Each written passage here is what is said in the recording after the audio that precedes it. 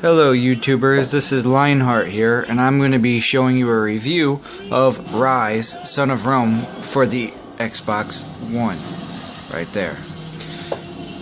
Now, this is a little cinematic just to show you how good the visuals are first, so let's watch it.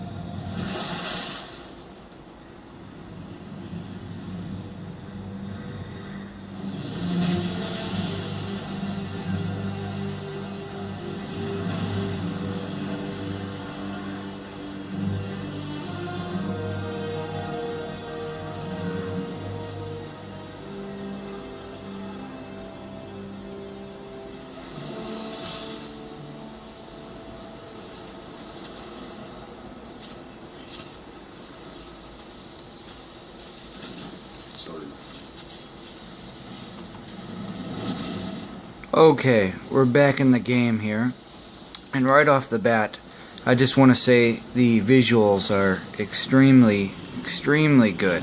This may be the best looking game on either console. I mean, just look at the detail and the hair and the armor and all that. It's just fantastic. Now, this game was given a 6.8 by IGN and even less score on some other sites, you know, such as Metacritic and so on and so forth, giving it a 6.0. Now, I'm going to discuss whether or not that's deserved of this game to get a 6 or a 6.8 as their score. So first of all, let's go on, and we're going to get into a combat here, and we'll see just how cool the combat is. Alright, there we go.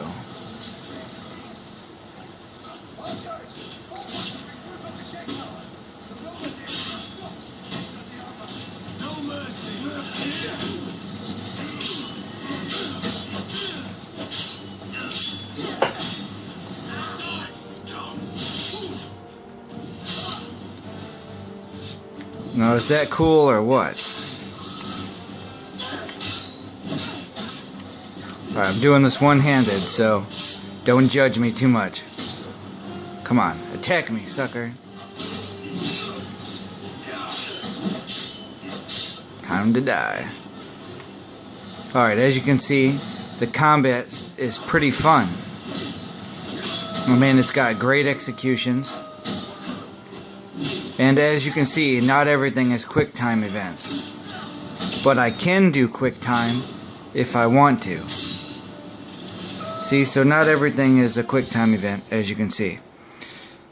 So the combat is pretty good, as you can see, and the visuals and the animations and all that is fantastic. So why did they give it a 6.8? Well, one of the reasons they say they give it a 6.8 is because of the repetitive enemies.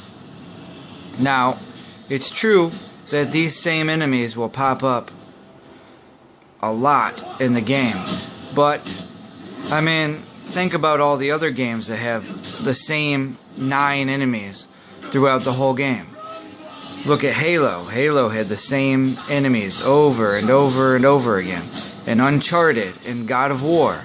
All those games had repetitive enemies that didn't change much over the course of the game. So then why would they blame this game for having, you know, repetitive enemies when I gave you a whole list of games that they love and they gave super high scores to, and they had repetitive enemies.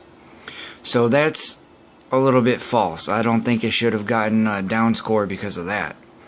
But another reason is the boss battles. Now, I don't think I can just jump into a quick boss battle here, but roughly most of the boss battles are the same. But some of them are actually pretty fun, and others not so much. So overall, this game doesn't exactly deserve a 10 or anything, but I think a 6.8 and lower is pretty harsh for a game of this magnitude. I think if I was to give a score, which I will, I would say this game deserves around an 8, at least an 8. I mean, the set pieces, the visuals, everything is just amazing. The voice acting, the story is really good. It may be a little predictable, but at the end of the day, there isn't very many movies or games that doesn't have some type of predictable ending or predictable story in general, because mostly original ideas are hard to come by nowadays.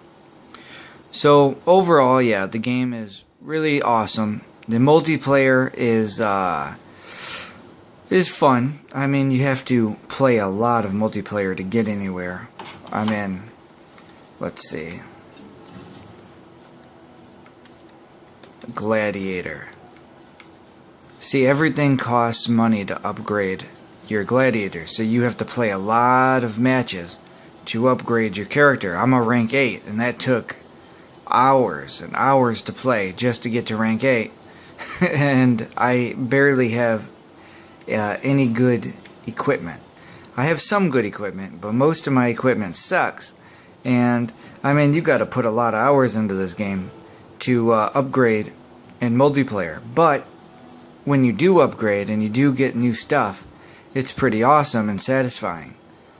Especially when you get a new sword or a new helmet or something like that. It's really, really fun, and it refreshes the entire multiplayer for you, so you can go out and play a few more hours without feeling like it's the same old, same old. But there are a lot of different modes. Let's see. Custom multiplayer mode, blah, blah, blah. I mean, there is a ton of multiplayer modes.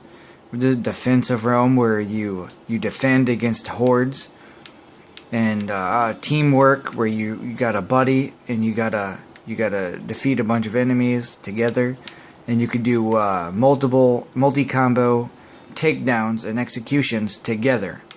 Those are pretty interesting and fun. I mean, there is just a ton, and there's new downloadable content of new multiplayer modes. I mean, just look at all these choices. They're pretty awesome. So multiplayer is good. The single player is fantastic.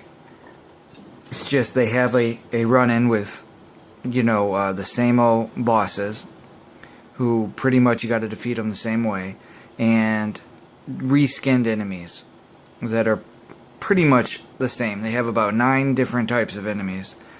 I mean, you fight the occasional elephant, but you shoot that with the ballista.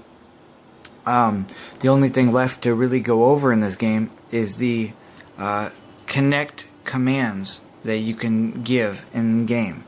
And the voice, using your voice in the connect, is pretty awesome and satisfying.